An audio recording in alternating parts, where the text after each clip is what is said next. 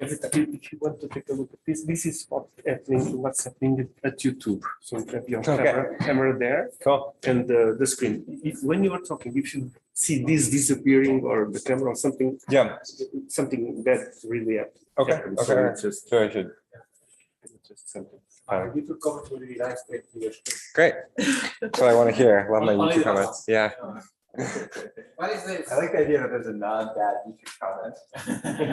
Fun idea.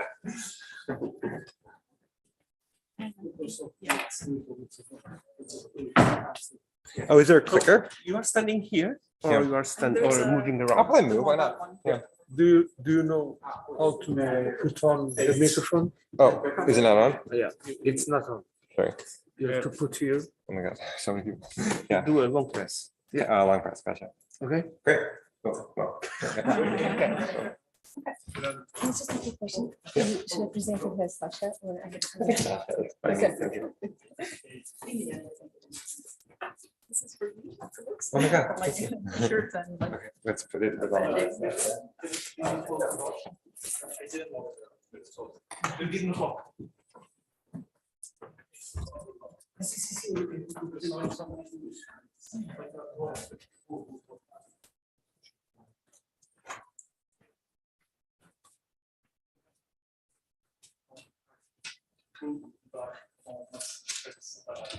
Just like that.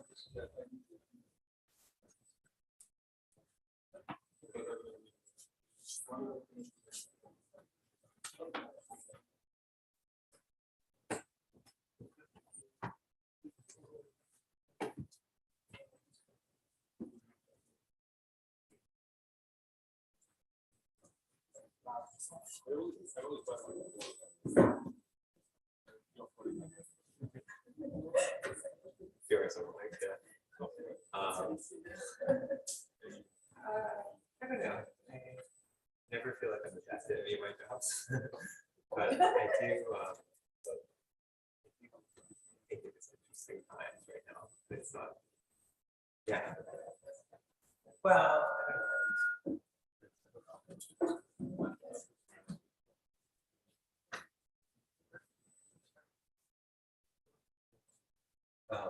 I think that I don't think really interested in research, but I'm also really interested in like how Nlp products and things like that. And then basically feeling like the second question is less something about academia or more something about the rest of the world. And so it's fun to do a third focus with that, I would say. But it is a question what academia should do now. Yeah. It does keep you up at night. Yeah.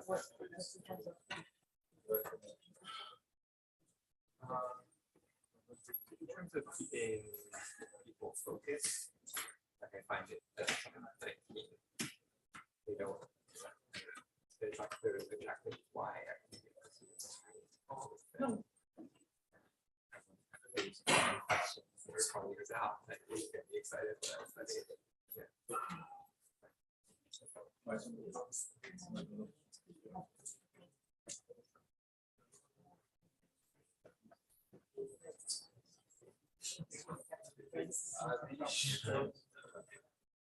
Yeah.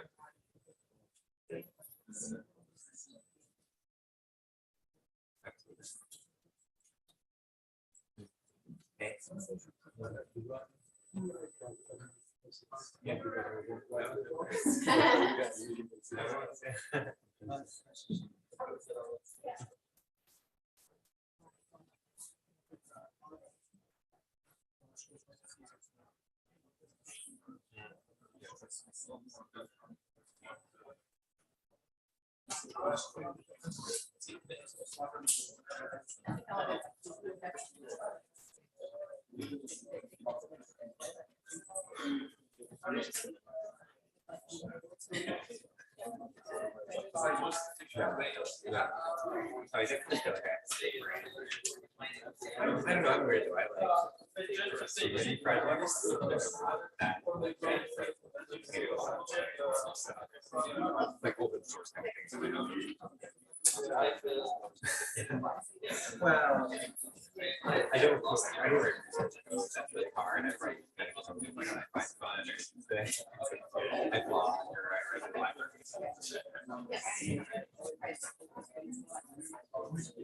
Yeah. If you find it relaxing. Or so I find the people who do it, I'm just but I don't know, I think that in terms of what do I struggle with,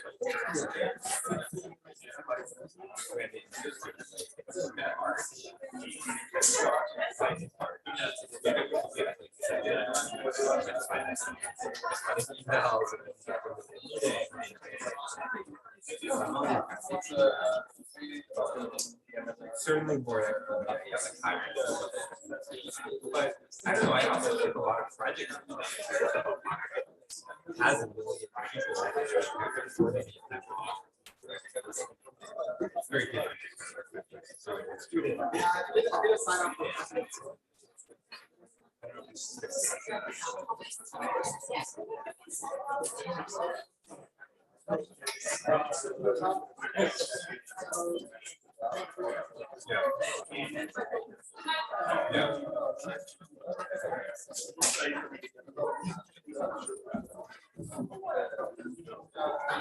Yeah.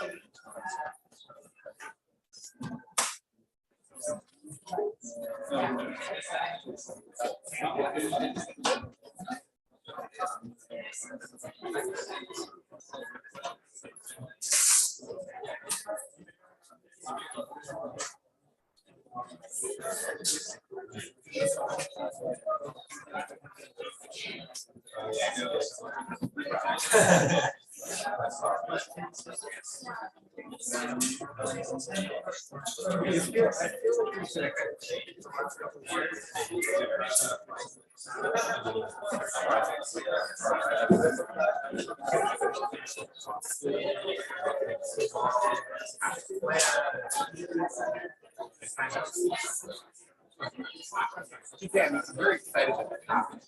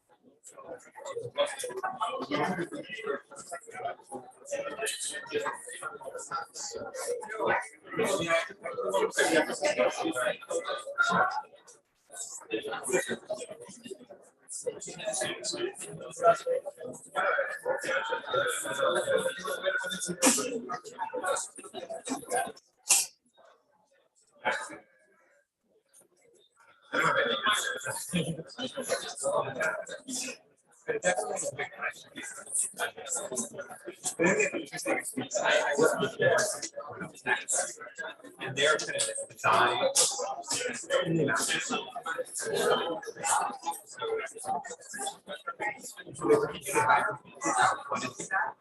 don't think of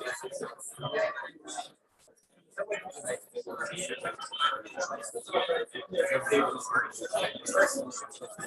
access to that.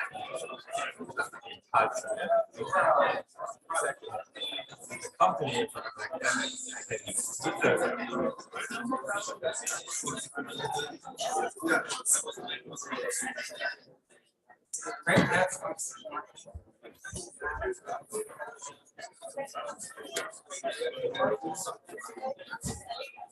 So, hello everyone. Hope that you are enjoying the school. Now we have the lecture Sasha Rush. He's an associate professor at Cornell Tech and also researcher at Dragonflies. Before that, he was an assistant at Harvard and did a PhD in MIT.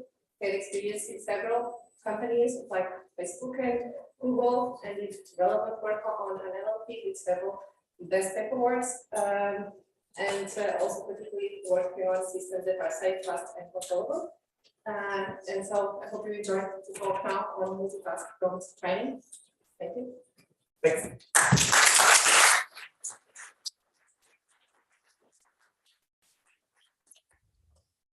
Hey everyone. So I think I've had the pleasure to be here a couple times. Normally I talk about sequence models, so I guess that's why I got to be after Noah today. But today I'm going to talk about something a little bit different. My talk today is kind of very related to the talk yesterday about prompting. This is work on T0, model for multitask prompt tuning. And this is work with Colin Raphael, Victor San, Albert Webson, Stephen Bach, and Kevin Lescau, and a host of other collaborators who are on all these papers. The reason there are so many folks in this project is because it's part of Big Science. So Big Science was a year-long project that we ran over the last year. It was kind of a global open source collaborative workshop on large language models with the idea that we wanted to run something kind of like a physics style multi-institution program on large language models. So these were things kind of none of us could do on our own, but we thought it would be fun to all get together and think about the problems of language models. So let's talk about language models. I'm going to give you a couple slides that are mostly a review of what's been going on the last couple of years. So this is the graph of zero-shot accuracy on a task in NLP. The line shows the accuracy on this task as the number of parameters increase. So same language model trained from a BERT size model to a GPT-3 size model. And accuracy on zero-shot performance in this task goes from basically nothing to over 60%. And this trend has continued even over the last couple months. The language model from Google PaLM has around 500 billion parameters and continues the curve on this graph. So we can continue to see that with more parameters, models get better on this zero-shot task. So let's review a little bit of what we mean by zero-shot. So the way that this task, trivia QA, is specified in the GPT-3 paper, it's fun to go through it. If you go to the appendix, you can see all the different prompts they use, and they tell you exactly how they ran this task. So the way the task works is that you have some questions and answers, and they turn those questions and answers into a natural language input. So the input in this case consists of the letter Q, a colon, and then the question. In this case, Nude Descending a Staircase is perhaps the most famous painting by which 20th century artist. Then A represents the answer, and then you're supposed to fill in the blank. We say this is zero-shot because this is all we give the model. It's purely a natural language input, and it expects some natural language output. Now, just to get some terminology down, we specify the task through a prompt template. A prompt template consists of some free text with some blanks. So in this case, the question goes after Q, and the answer goes after answer.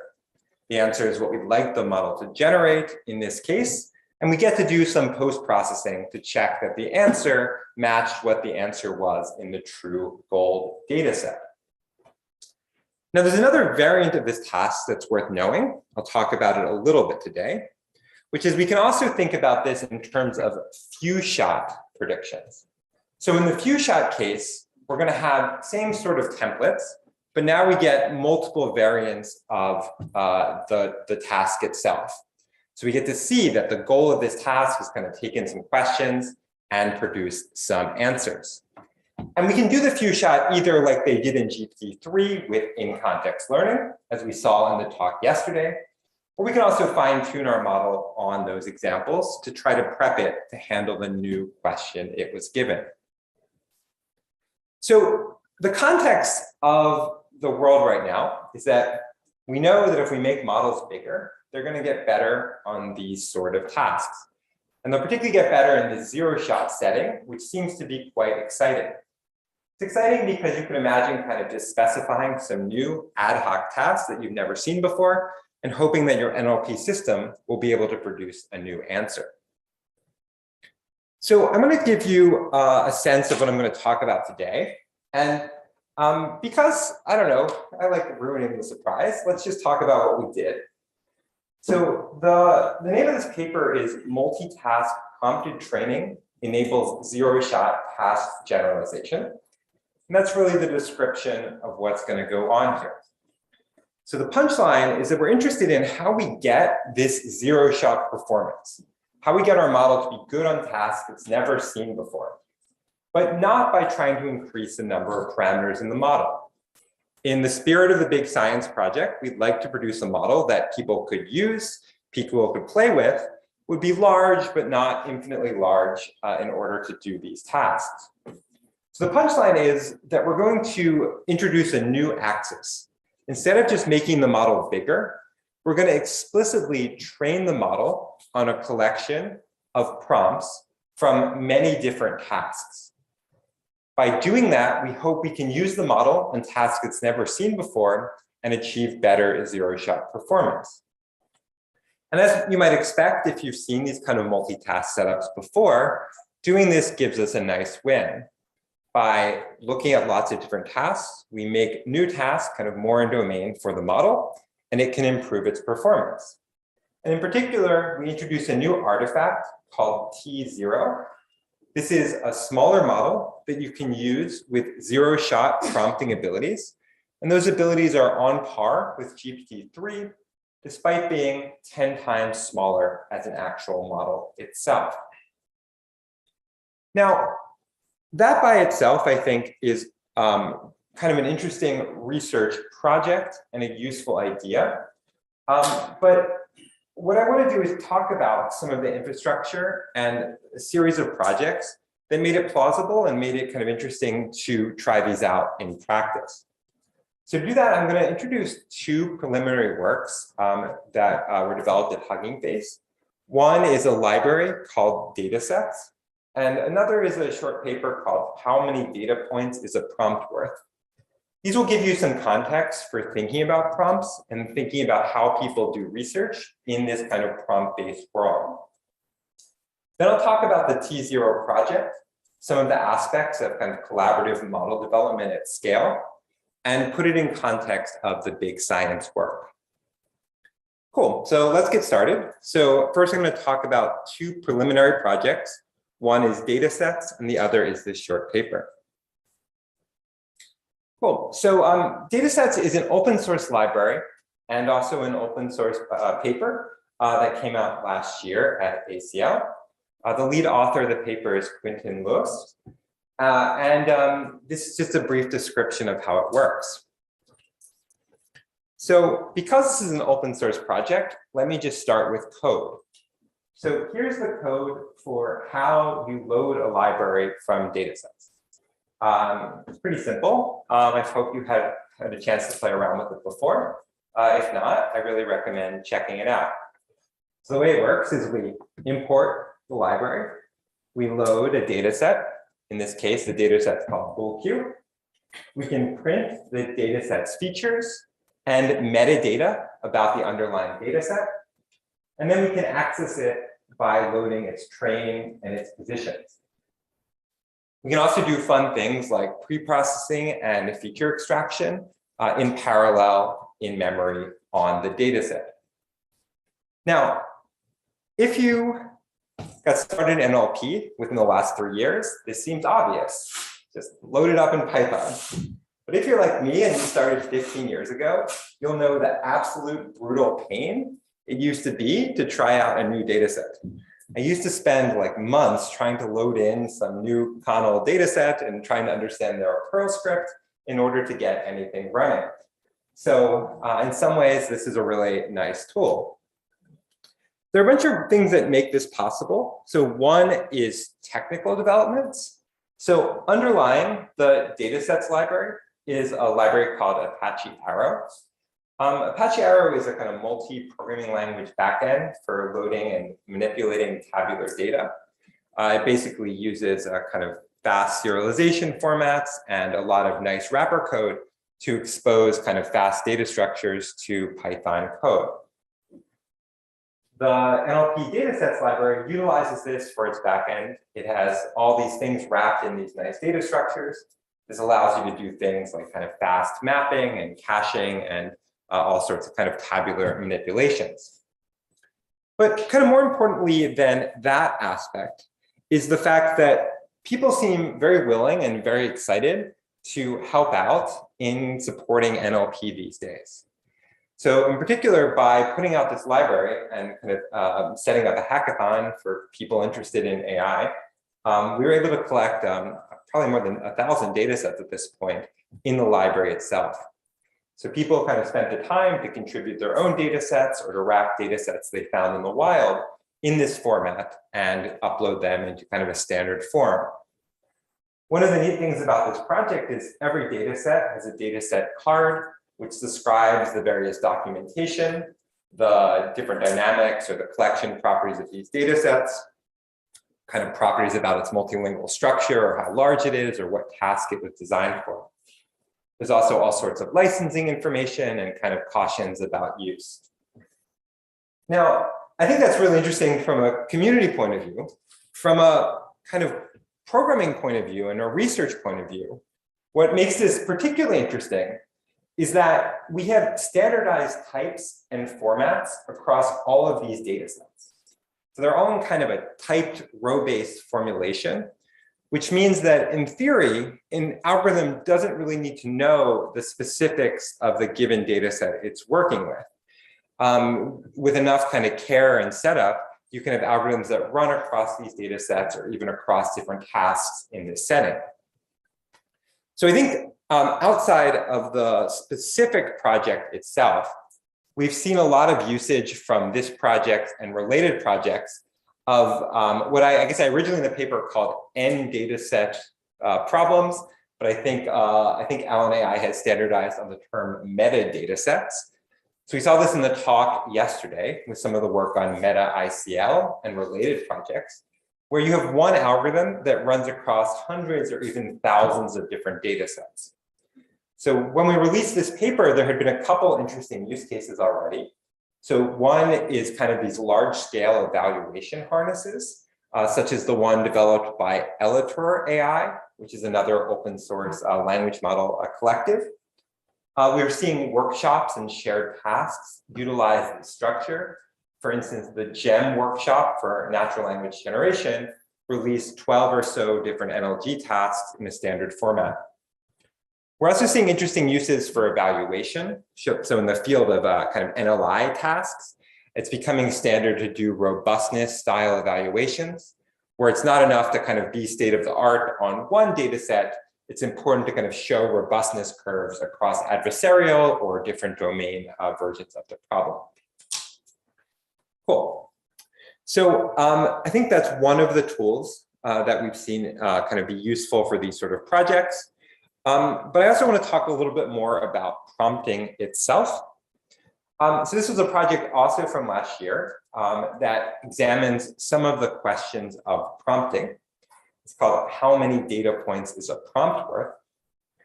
And the kind of underlying question in this work was that given the large scale size of all these different language models, what can we say kind of at a slightly smaller scale?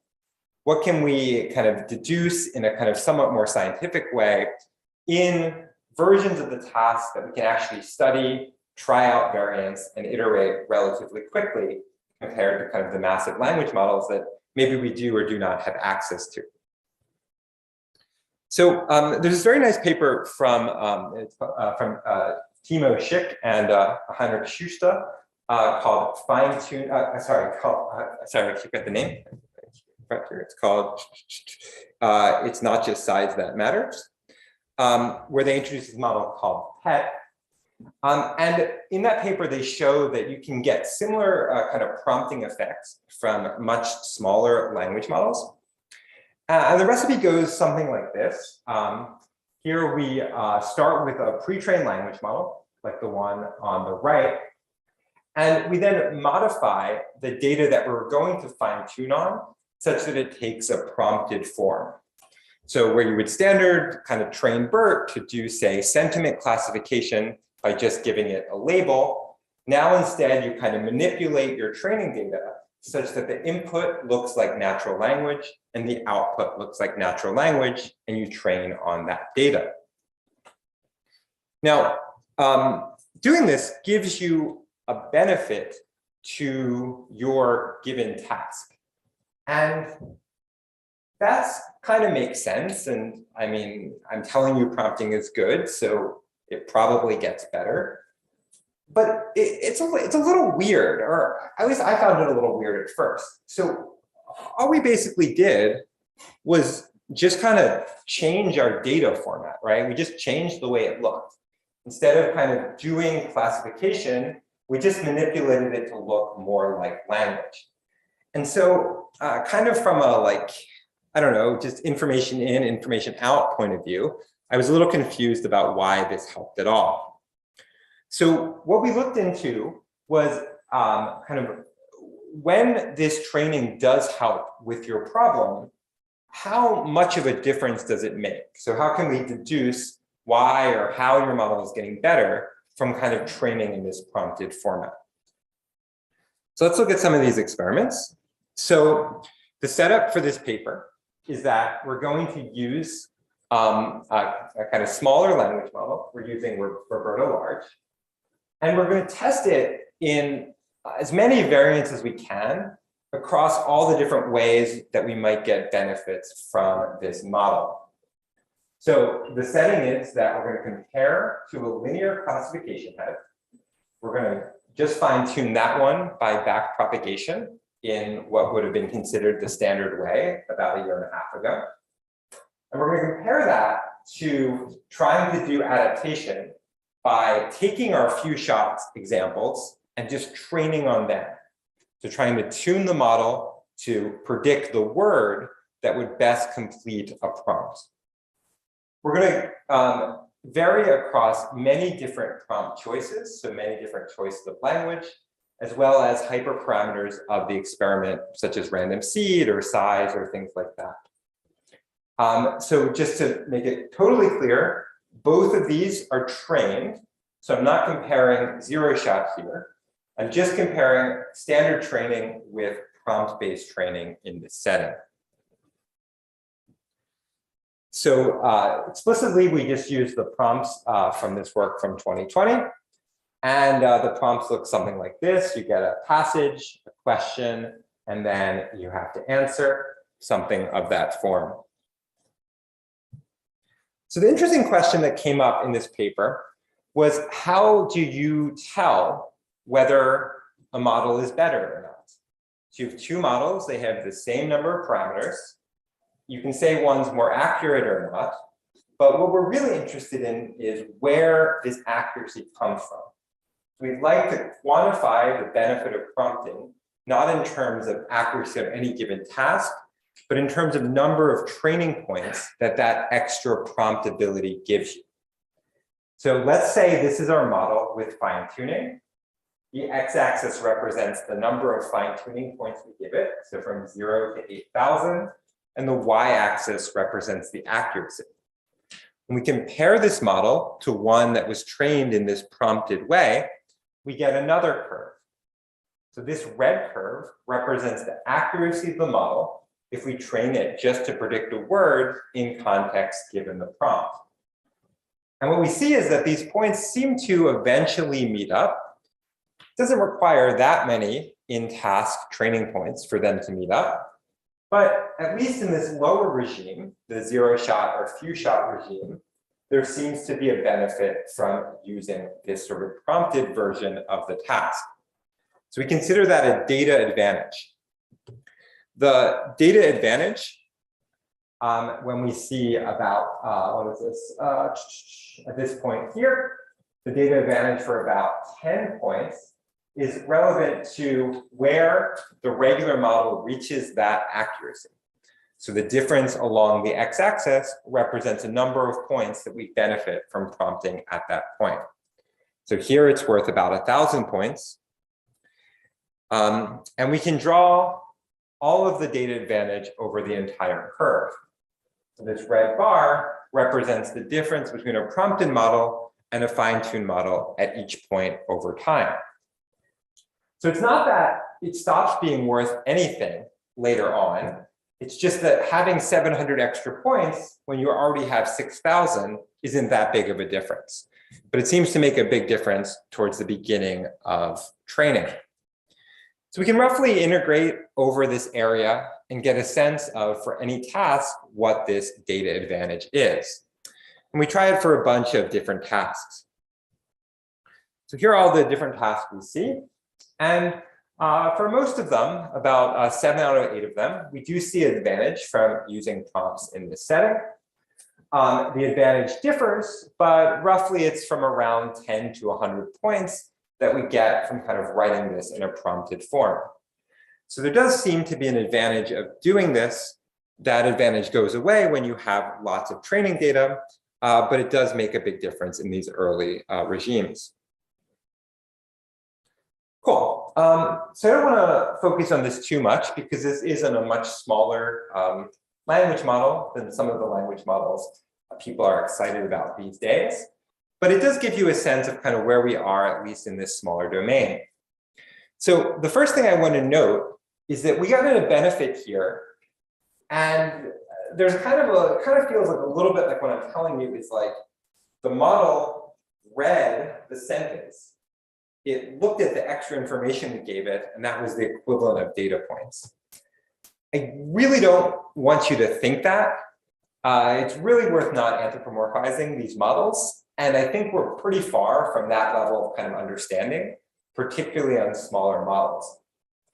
So particularly, there's this nice paper by Albert Webson and Nlp Pavlik that just came out that looks at some really pathological cases where you give the model some very weird prompts and it still does better, or some very good prompts and they don't seem to help. So I don't think we're at the point where the model's kind of getting the information from the kind of understanding of the text. And it's not even clear the prompts need to be kind of human understandable, that they need to kind of like obey a semantics we're used to or kind of agree upon with the model. So it does seem like this modality helps. At the kind of lower bar, it might just be helping because the model is used to seeing language. So it's faster to adapt or easier for it to adapt to a kind of language-based input. Or it might be like kind of a clustering effect, that it sees a word or one of the words and it kind of reminds it of something it's seen before and it's able to kind of get it right. So all I really want to claim is that language is probably a convenient modality for humans. It also seems to be a modality that fits what we've trained languages on. So it's kind of a nice encoding to utilize so far.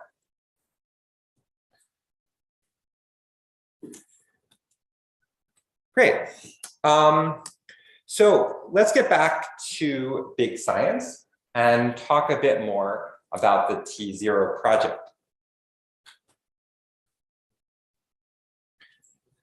So the research question for T0 is, can we induce a zero-shot task transfer through pre-training on prompted examples? So the kind of setup here is that we're going to construct a large pre-training set of things that are prompted. We're going to construct this across many different tasks And we're going to construct this across many different prompts. We're going to train a large but not gigantic model on this data set. And the practical benefit is that this is going to give us a much smaller model that can induce similar zero-shot behavior. The general research question here is going to be about how we might, in kind of a general sense, induce behaviors that we'd like in our pre-trained models. So maybe not just rely on, say, random data or kind of data kind of chosen in a kind of uniform fashion. Cool. So as a review, this project is based on the T5 pre-trained model. I think this is probably the most popular model in NLP right now, so I won't go into it in too much detail. I will say that if I were, say, starting a company tomorrow, this is probably the model I would use. It's of a size that's kind of reasonable for the hardware that exists currently. And it's really good. It's particularly good at tasks that we really care about right now, as opposed to tasks we might care about, say, 10 years in the future. And the way T5 works is that, just as a reminder, unlike GPT-3, it's an encoder-decoder model.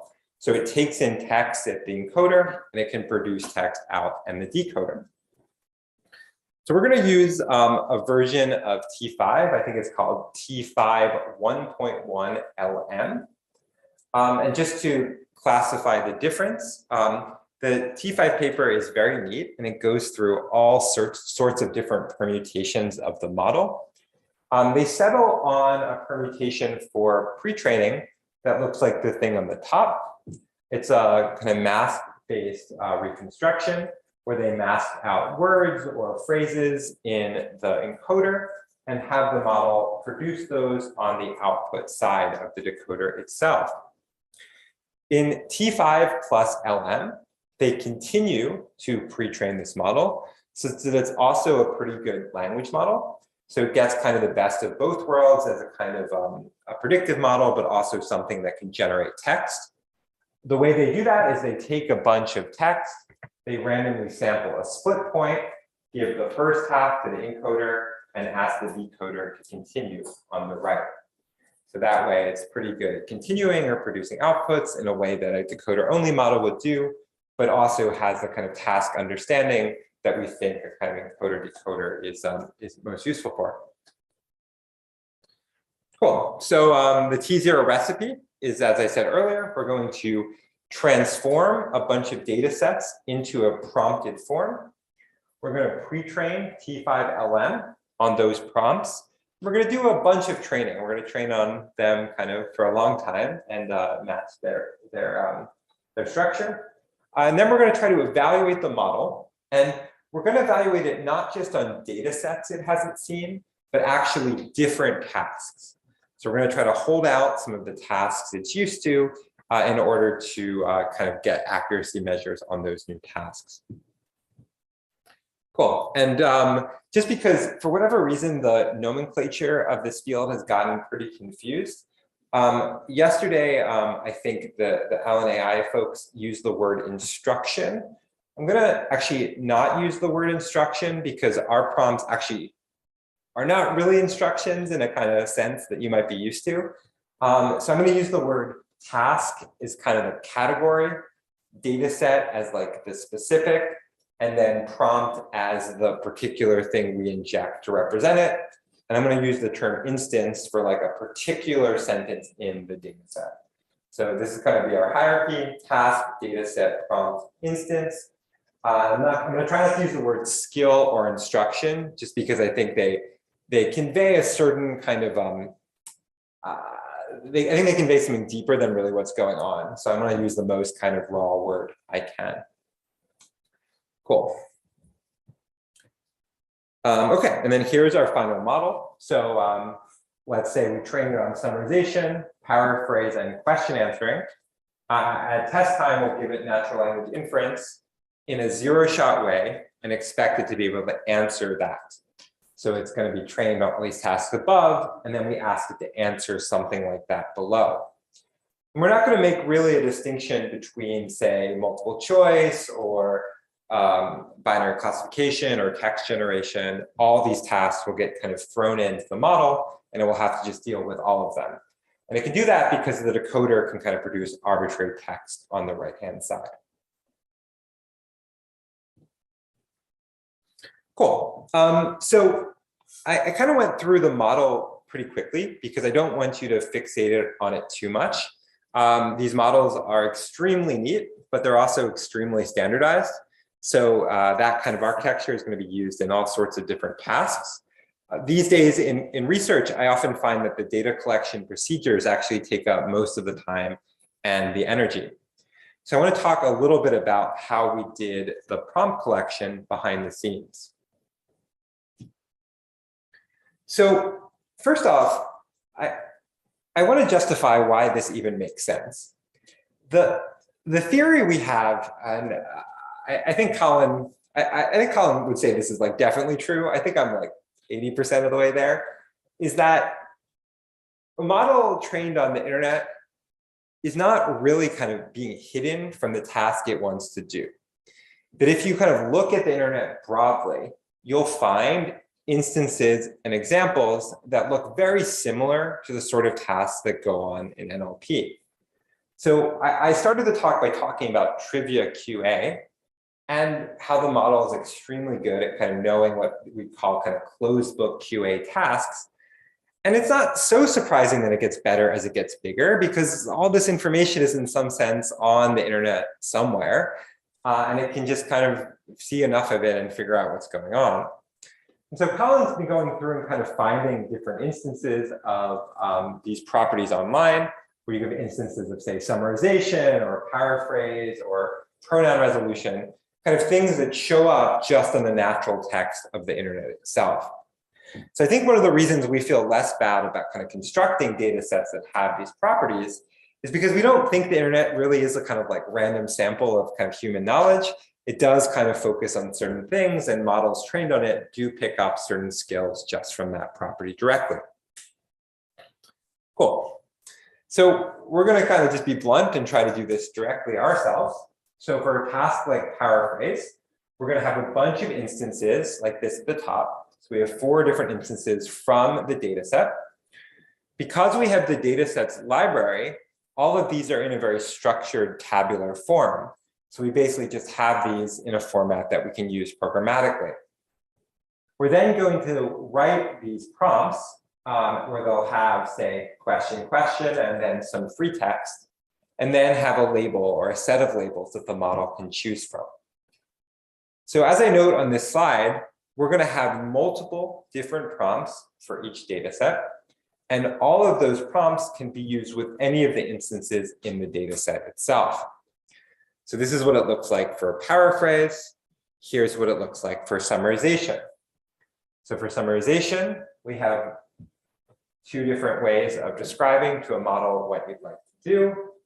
Some of them are quite formal, some of them are quite casual.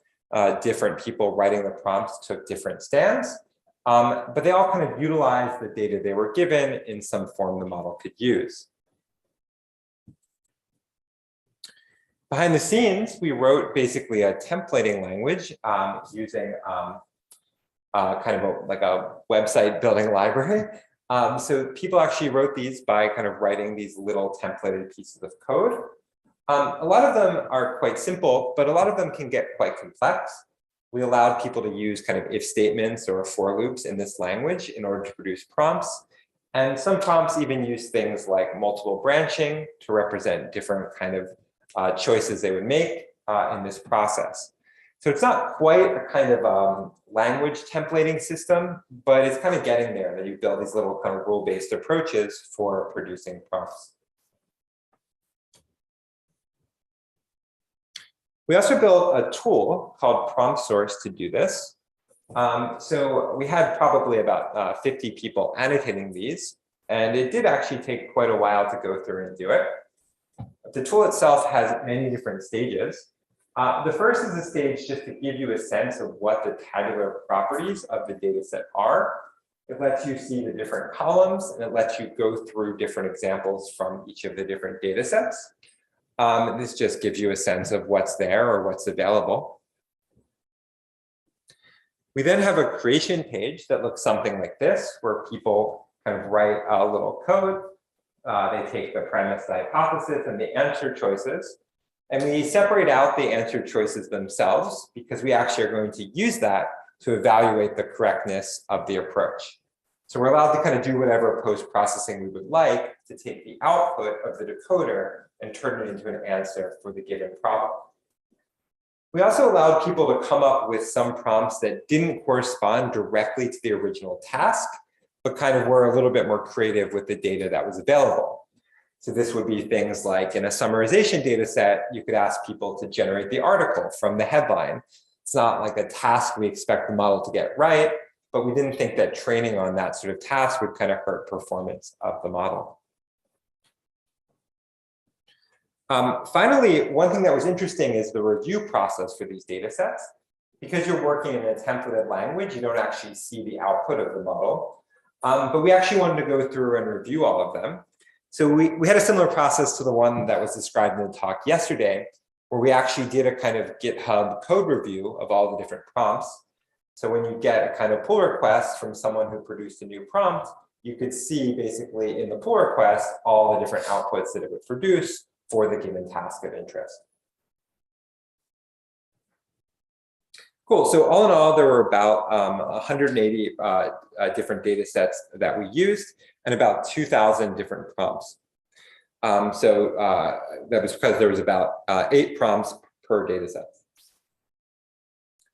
Cool. Yeah, this is what the tool actually looked like. This also gives you a sense here of like an if statement or some of the kind of different sort of structures that might exist. People have quite complex data sets these days to work with. Cool, so the tool is all available online. You can get it on our prompt source GitHub page. We've had a lot of requests or changes after the tool was released. And one usage that I found that people found interesting is you can actually just download all the prompts we produced. So people have done things like trying to produce new prompts or trying to change the language or do some sort of data set augmentation on the prompts that were available. One thing I found pretty interesting was that there was a recent project called Big Bio that took the prompt tool and tried to apply it to some tasks in medical text recognition. They have some much more complex data sets they're working with under different settings. And they were trying to do extraction with few-shot-based models. And to do that, they have kind of prompts that look something like this that actually are written in such a way that kind of adapts them to the domain itself.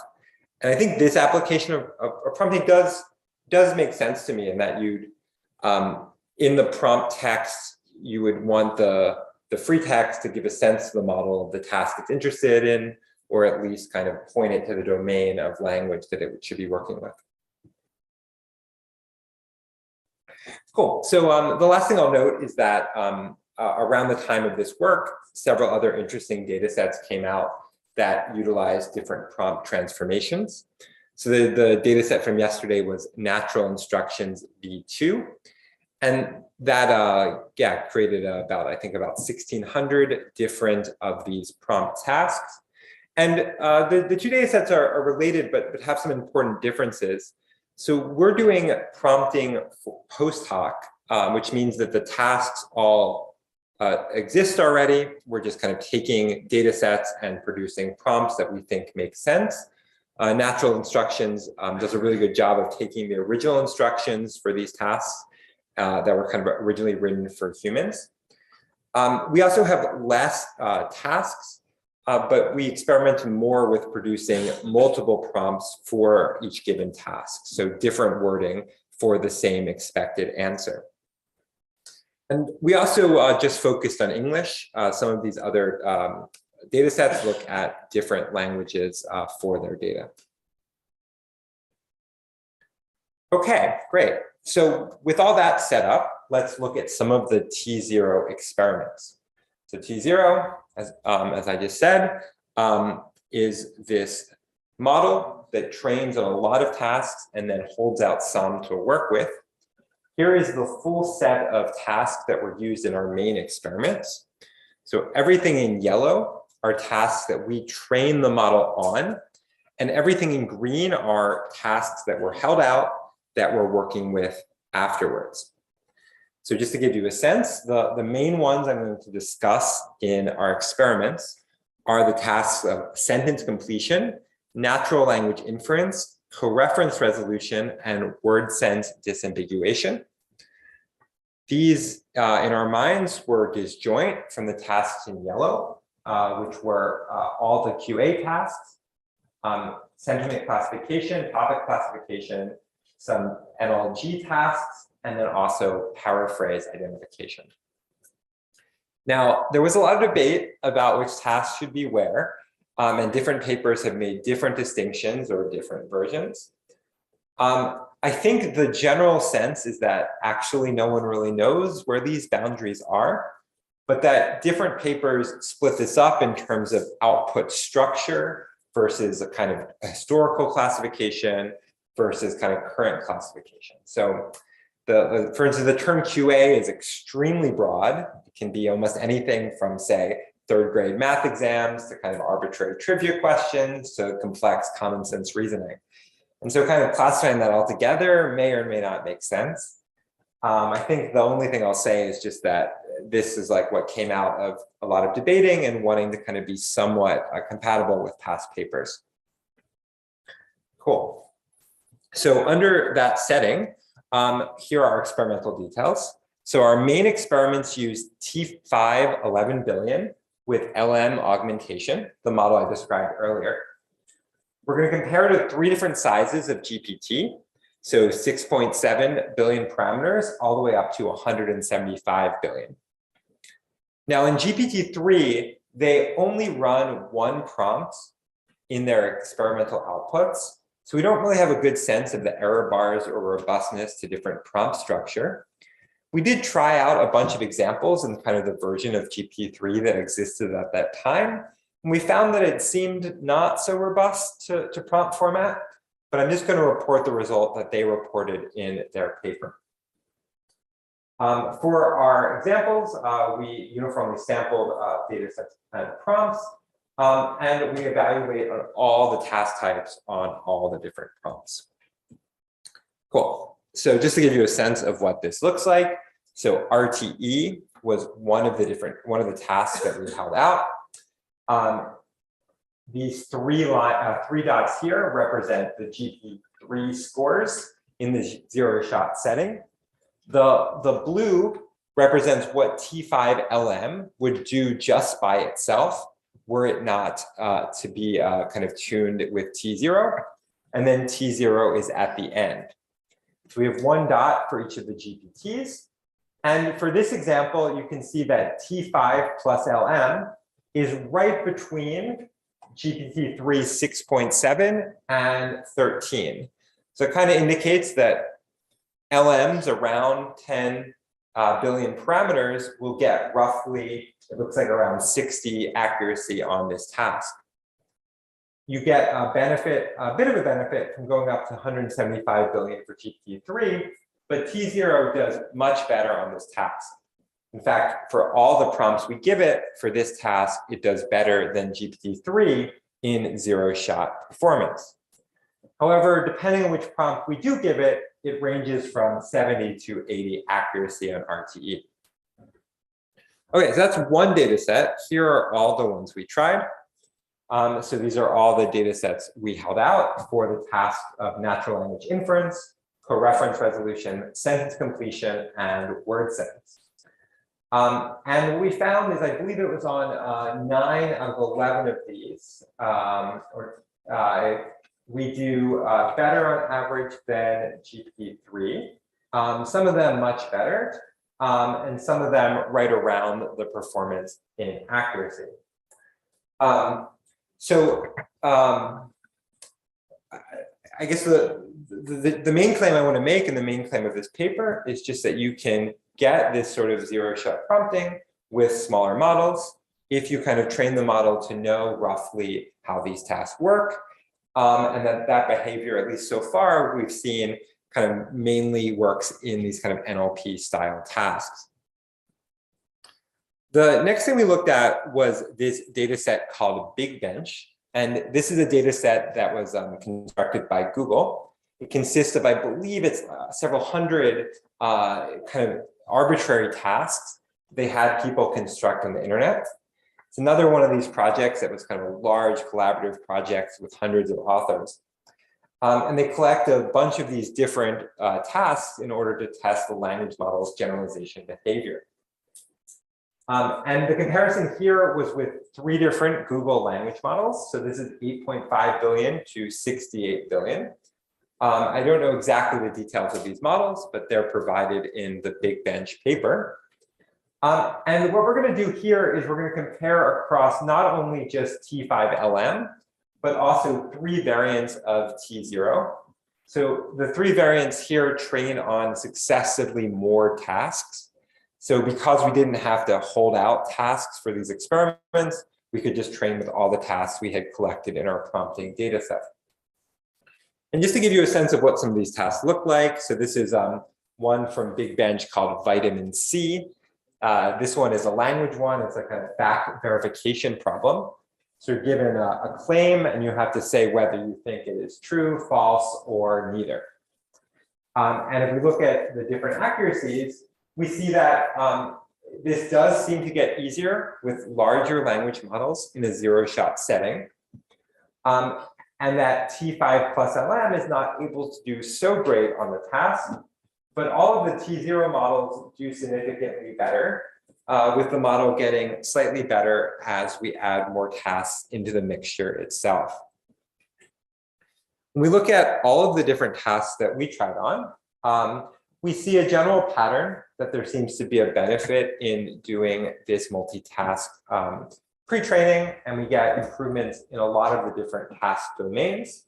T5 plus LM gets kind of near where you'd expect a language model to get, but on various different tasks, we see a large improvement from switching to the multitask pre-training. And we think that some of these tasks are different enough than some of the NLP tasks we trained on, that this really shows that there's generalization happening here to kind of pretty different domains. Cool. So let's talk about 2 analysis experiments. So the first is, because we were able to produce multiple prompts per data set, we can examine how training on multiple prompts for the same data set affects the model.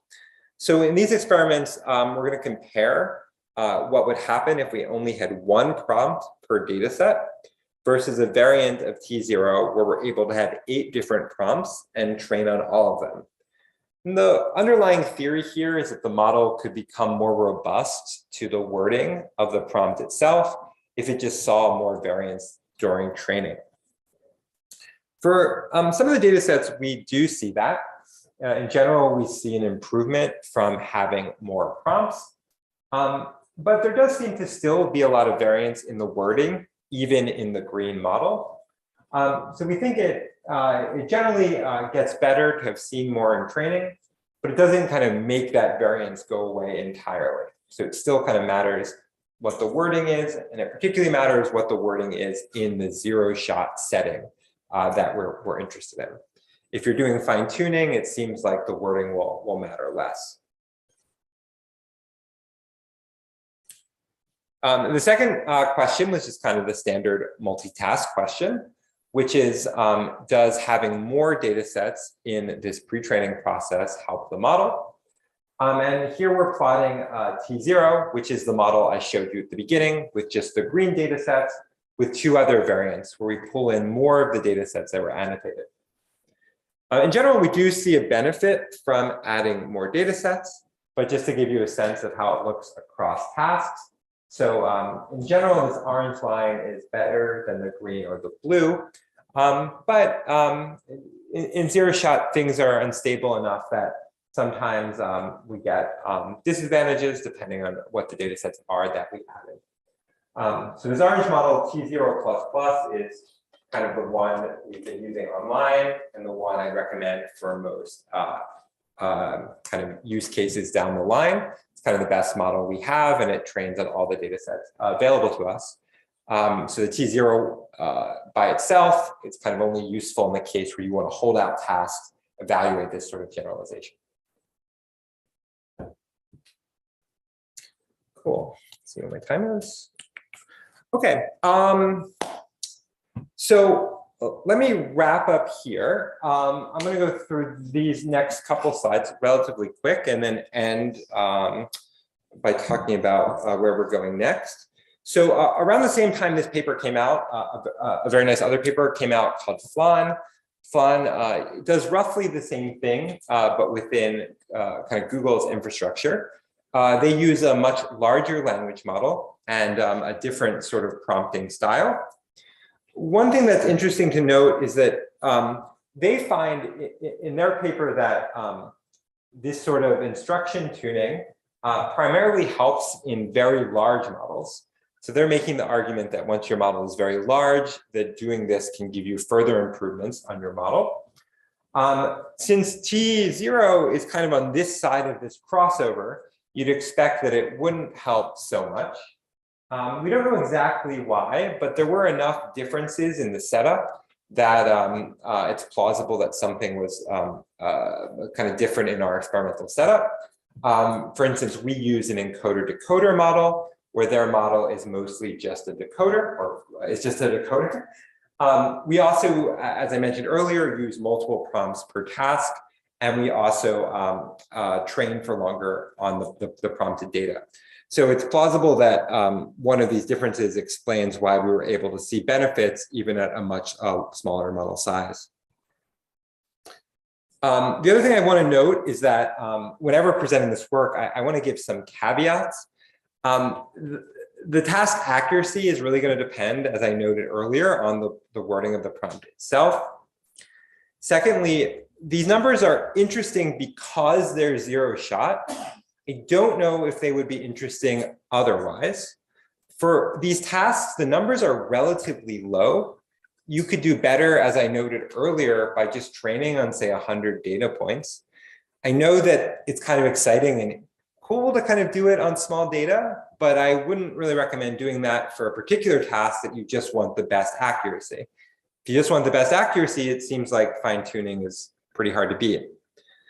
And then also, as the paper yesterday showed, these results don't transfer when we're doing in-context learning. So T0, strictly zero shot. I don't expect it to do well in settings where you say, actually encode the examples as part of the prompt. And then finally, I'll just say it again. I don't yet see any notion of understanding, and I don't want people to come away thinking it's reading the prompt and understanding what's going on. Cool. Okay, so I just want to note there's a couple neat papers that use this, and one of our collaborators produced a visualization. You can play with it online. And basically put in your own prompt variants and try out different structures on the fly. What's neat about this is you can basically encode kind of combinatorially different prompt settings you'd like and run them on a version of the T0 model. Great. So the last thing I want to do is note one more time that this was part of this big science initiative. One small part of it. And the initiative encapsulated dozens of different working groups working on topics across all sorts of different domains. All this work was just here. So lots of other stuff going on. All this work was done on a grant we got from the French government to use this supercomputer called Jean-Z. We just call it JZ internally. And this let us do all kinds of compute for a year. They basically gave it to us for a year, which honestly is so cool. Go Europe. It was really fun, and we were able to try out a lot of stuff that would have been basically impossible to do otherwise. Yeah, so as part of the project, everything was kind of done openly and reported openly.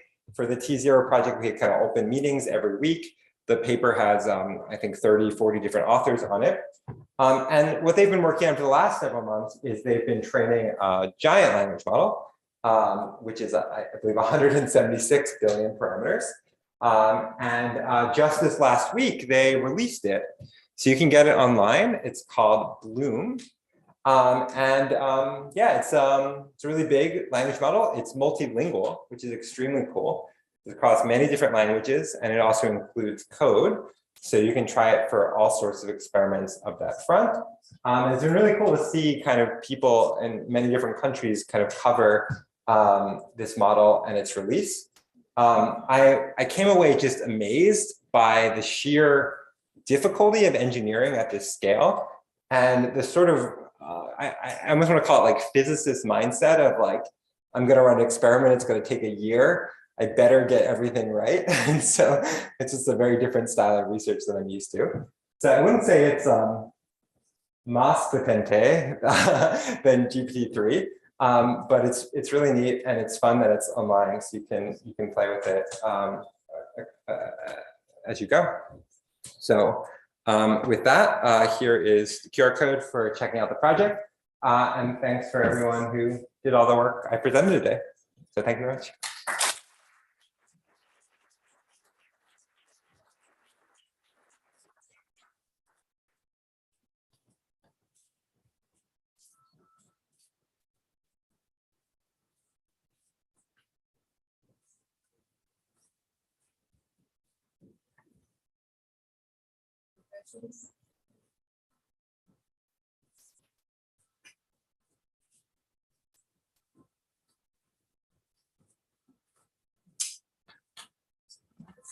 Hi, I'm interested in the difference between question task, Q&A task, and prompts. Like, seems there's a lot of similarity, and we do see language models understanding the questions. So I do assume they don't really understand complex prompts, and maybe you can talk more about it. Yeah, I realized I gave that as an example and regretted it immediately. QA in some sense is the most simple to understand what's going on.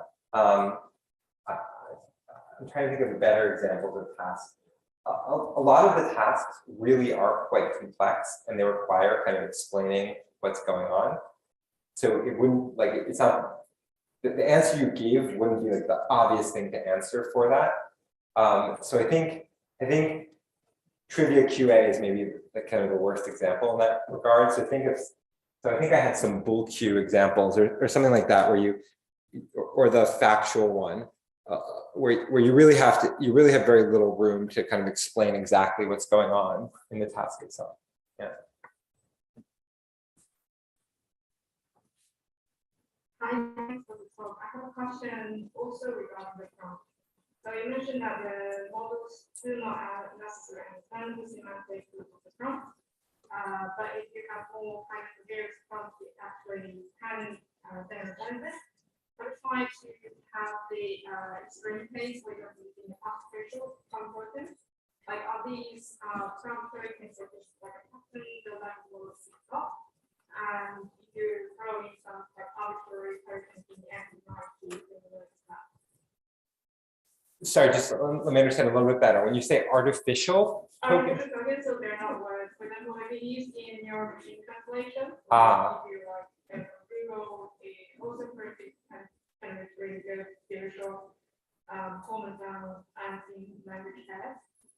So basically, just add something in front of the training instances as all the prompts does, but it doesn't really make sense to humans. It's just like, for example, some symbols, but the model is able to recognize, oh, if I see these symbols, I probably need to do this prompt.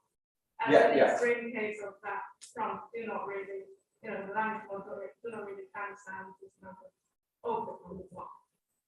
yeah, so I really want to distinguish the two cases here. So the few shot case or a fine-tuning case where you have the ability to update some of the parameters, it really makes sense to have, say, task tokens in that way, because you can just do a gradient update to figure out what that is. In the zero-shot setting, you really don't have that ability. If you give it a new token it's never seen before, it can't really figure out what it is on the fly in that regard, right? So you are kind of reliant on some overlap between the training data and the data it has. Now, in our setting, I guess we could have had artificial tokens in the additional training we did, but they would have to be coordinated somehow when you do the zero-shot version of the task, such that we know they're the same. And in some sense, if we did that, it's kind of like it might as well be language in that regard. Does that make sense? Is that good at your distinction? So when you do the zero shots inference, the prompt is actually different from the ones you use for training. So it's somehow different. Yeah, they're all different. In fact, they're for entirely different tasks. Yeah. But I agree. I mean, the way T5 works is that and the best model, I think, in the world right now would be basically for a task you have supervision for, you have a special task token, and then you fine-tune the model on that task, and you fine-tune it on all the tasks, and it can know which task it is by that special token and do very well. But those limitations start to come into play when you start doing zero shot. You can't rely on that.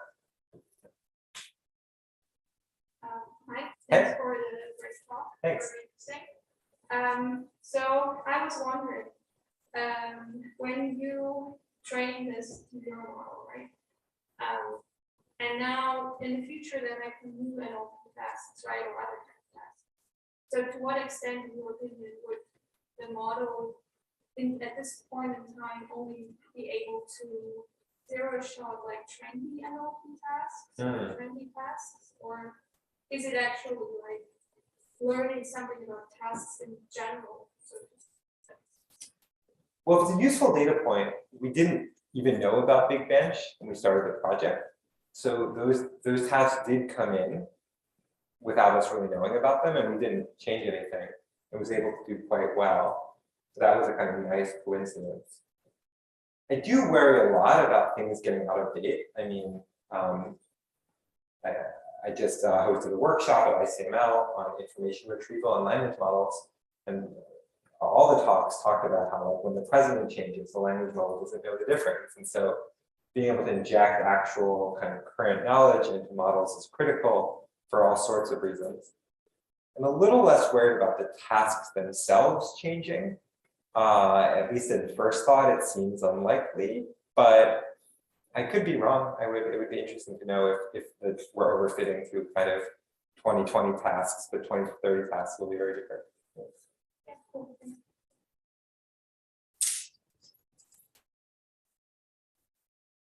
Thank you for the talk. I also have some question, a little related question about the previous one. So on the T0 training setup, you have a training task where you have the prompt, for example. Also at the same time, you collect the prompt for the task for useful evaluation.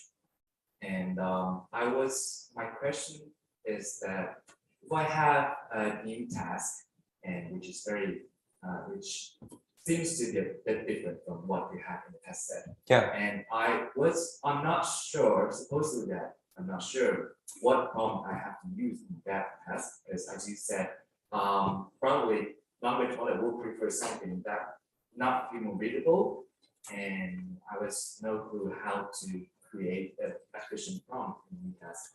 What's your opinion about this? It's a really, really, really good question. So at the moment, my thought is that this is like a new type of hyperparameter tuning that you have to kind of figure this stuff out. So just to give you a demo of this tool.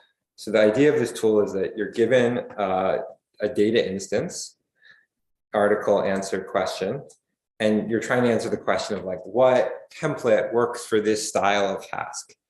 So here we're going to assume we have a small validation set that we can try it on. Again, maybe once you assume you have a validation set, you've already lost, but you can decide if that's true or not. We can decide what we want to say. Maybe we add another one. So like, check out this article. I don't know. And then you can kind of try out your different variants, and then you kind of sample it, and we'll actually construct these prompts and kind of run it for different examples. Oh, sorry, my internet's not working, but get the idea. So it's kind of running out basically a variant of T0 on these different kind of settings of the language and trying it out itself. So again, you probably wouldn't want to do this on every task, but maybe like you're like, I have a new kind of category of task I'd like to try. I have a lot of different examples. I have some labels for one version, but not all of them. You could use this to kind of figure out what the right language is for your approach. Thanks.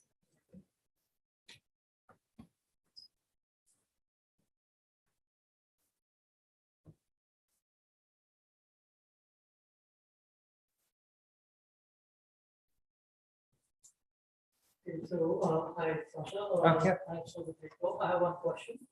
So, did you also get a chance to look if increasing number of prompts beyond 8 per data set helps even get better results? And also, does increasing number of prompts for some data set helps as compared to others? It's a good question. We in the paper, we do have 5. We do a variant where it's 5 and 8. So you can see the kind of curve and try to extrapolate how more prompts would help. But no, I think the way we did this is we just collected as many as we possibly could, and then we rounded on that. It did take a lot of effort to write these. What was the second question? Does increasing prompts for some data sets, some specific data sets help as compared to others? We didn't really focus on the case of test accuracy on data sets that we had trained in our training set. So we didn't really report any results on any data sets we were trained on, only on the ones that we held out. So, so my sense is that this model probably does extremely well at all the tasks in its training, but in some sense, as a field, we've kind of given up on supervised learning. So and maybe that's not so surprising that it does well in the task it's trained on. Yeah. Thank you.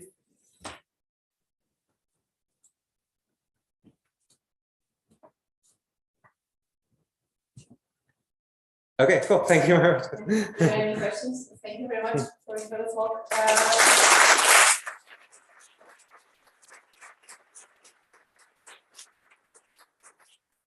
And so there's some tests, COVID tests, so we recommend it to do some tests before the banquet.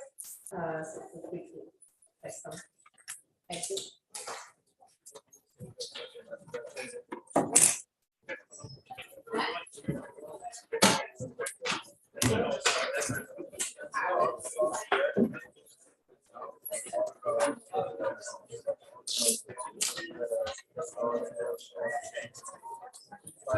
So yeah, so we dig into it. I know this is like for 0 shot, right? But Yeah. you wonder, okay, maybe it's better to start with this model than with another model, just fine tune it, to